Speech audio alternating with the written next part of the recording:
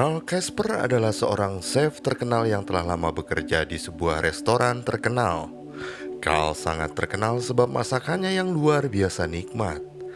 Nyaris seluruh hidupnya dia habiskan untuk mencapai semua popularitas. Dia memiliki dua asisten yang sangat setia, yaitu Martin dan Tony.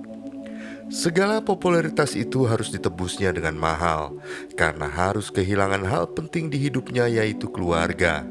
Bahkan akibatnya, Carl telah bercerai dengan istrinya dan tidak bisa dekat dengan anaknya.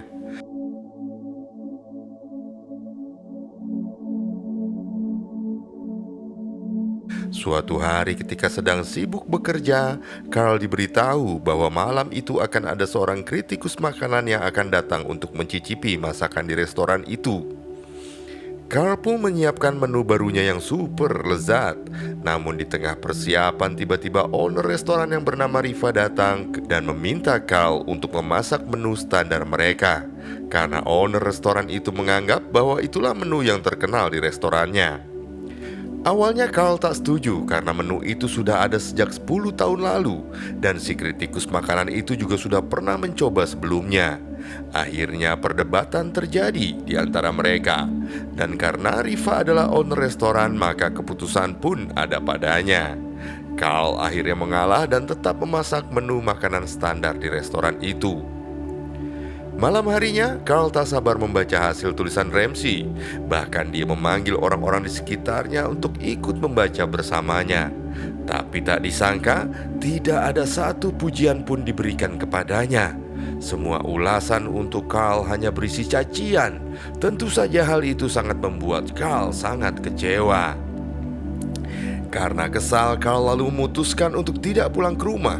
Dia menghabiskan waktunya semalam suntuk untuk membuat masakan baru selezat mungkin. Dia ingin menunjukkan pada Ramsay bahwa dia adalah koki terbaik di negara itu. Tak terasa ternyata hari berganti pagi. Martin dan Tony yang baru tiba langsung mencicipi menu baru buatan Carl. Seketika mereka sangat kaget karena makanan itu adalah makanan paling lezat yang pernah mereka nikmati selama hidup mereka. Tapi bersamaan dengan itu mereka juga memberitahu bahwa cacian Ramsay tentang dirinya menjadi trending topik di Twitter. Carl yang mendengarnya bersikap acuh karena dia tak memiliki akun Twitter. Malam harinya di rumah, Carl meminta pada Percy anaknya untuk dibuatkan akun Twitter dan diajarkan cara-cara menggunakannya. Sialnya, baru saja Carl membuka Twitter, isinya penuh dengan retweet tentang masakan dari artikel yang ditulis oleh Ramsay. Banyak sekali yang memaki-maki dirinya, padahal sebenarnya mereka juga belum pernah mencicipi makanan racikan Carl. Carl yang mulai tersulut emosi langsung menantang Ramsay untuk datang lagi ke restorannya dan dia akan menyajikan masakan terlezatnya.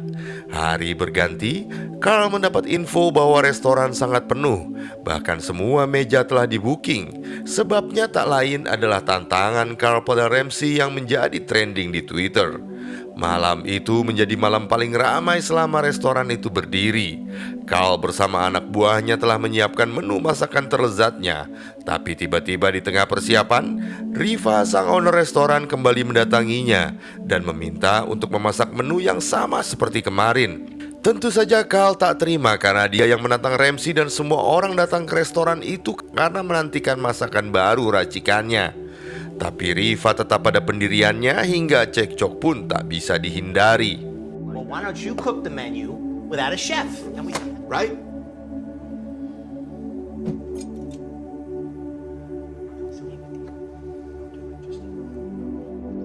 Sementara itu, di meja restoran Ramsay telah siap untuk mencicipi masakan terbaru buatan Carl. Tapi makanan yang datang ternyata tak sesuai harapannya. Dia kembali disajikan menu yang sama seperti yang lalu. Ramsay juga tak melihat Carl di restoran itu dan tanpa pikir panjang dia langsung berkicau di Twitter bahwa Carl adalah seorang pengecut yang takut berhadapan dengannya. Carl yang baru tiba di rumah membaca tweet tersebut. Seketika emosi Carl memuncak. Dia langsung bergegas kembali ke restoran. Di sana Carl meluapkan emosinya hingga membuat keributan di restoran. Beberapa orang merekam keributan itu. People laugh. You know how hard I work for this shit? Shit to make you just make shit up. My shit was molten. Hari terus berganti. Video keributan di restoran terus menjadi viral. Nama baik Carl jadi hancur. Tak satu pun restoran yang mau menerimanya bekerja. Carl sekarang menjadi seorang penganggur. Sebenarnya ada agen yang menawarinya bekerja di acara TV Hell's Kitchen karena mereka membutuhkan juri seorang koki yang suka marah-marah. Tapi Carl menolak tawaran itu. Carl juga sempat ditawari mantan istrinya Ines untuk membuka usaha sendiri dengan food truck. Bahkan Ines bersedia memberi modal, tapi Carl menolaknya. Dia hanya mau bekerja di restoran, bukan di tempat lain. Pada suatu hari, Carl yang masih menganggur diminta oleh Ines yang mendapat tugas luar kota untuk menjaga anaknya selama dia pergi. Sejak bercerai, ini adalah pertama kalinya Carl berlibur bersama anaknya.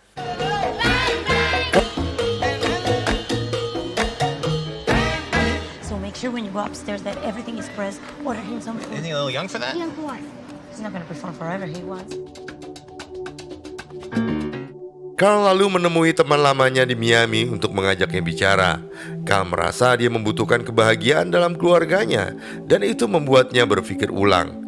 Mengapa dia kemarin tidak menerima tawaran Ines untuk berbisnis menggunakan food truck? Dan setelah melakukan berbagai pertimbangan, Carl pun siap membuka bisnisnya dengan menggunakan food truck.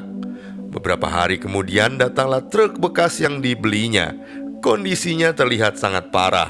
Dia kemudian membereskannya bersama Percy dan itu menjadi momen terbaik selama Carl menjadi seorang ayah.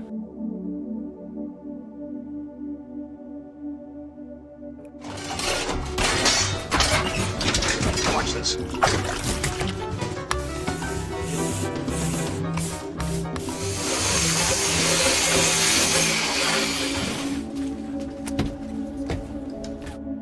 Carl yang hampir selesai beres-beres baru menyadari satu hal.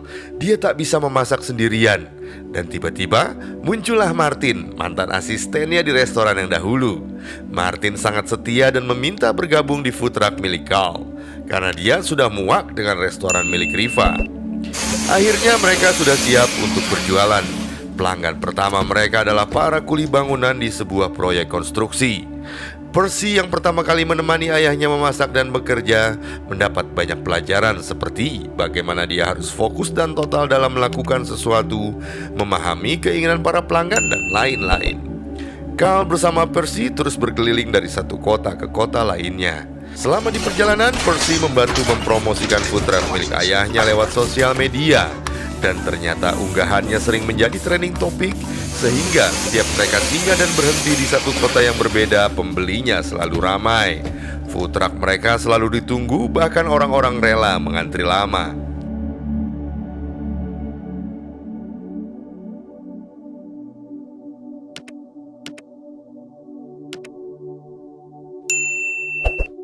Hari pun berganti, Percy meminta izin pada ayahnya untuk membuat 1 second every day, yaitu video 1 detik setiap harinya yang kemudian akan diedit dan dijadikan satu. Dan hal itu akan menjadi sebuah kenang-kenangan.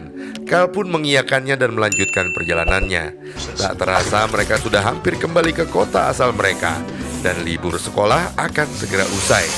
Mereka akan berpisah dan kembali ke kehidupan masing-masing. Seketika air mata Percy menetes. Dia tidak mau berpisah dengan ayahnya. Dia sangat memohon pada ayahnya agar bisa selalu bersama, meskipun hanya di akhir pekan. Tapi Carl memutuskan jika Percy harus kembali bersama ibunya. Ketika sedang berada di rumah sendirian, Carl merasa sangat kesepian. Tak lama kemudian, Percy mengirimkan hasil video 1 second every day yang dibuatnya. Carl langsung memutarnya dan tak bisa menahan kangennya pada anaknya satu-satunya.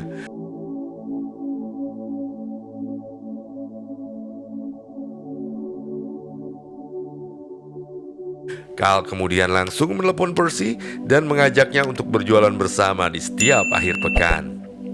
Hari-hari berganti, Carl semakin sukses dengan bisnis food truck-nya. Bahkan kini, Ines juga ikut bersamanya untuk membantu Carl. Tiba-tiba Ramsey muncul menghampiri food truck. Carl sempat ingin mengusirnya karena dia sempat berburuk sangka pada Ramsey.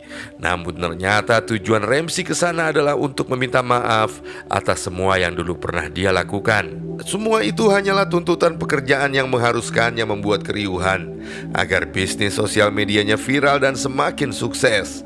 Dia tak bermaksud menghina Carl dan sebenarnya hanya menganggap semua itu sebagai sebuah candaan. Ramsey tak menyangka jika Carl akan semarah itu. Ramsey kini telah menjual semua sosmed dan website kuliner untuk membuka restoran baru. Sebagai permintaan maaf dan rasa hormatnya pada Carl yang dianggapnya sebagai koki terbaik di negara itu, Ramsey meminta Carl untuk menjadi koki utama di restorannya. Dan Carl bebas memasak masakan apapun yang diinginkannya. Tanpa berpikir panjang, Carl langsung menerima tawaran itu. Di akhir film, Carl menjalani hidup dengan sangat indah. Dan yang membuatnya lebih indah adalah dia kembali menikah dengan Ines dan hidup bahagia bersama keluarganya.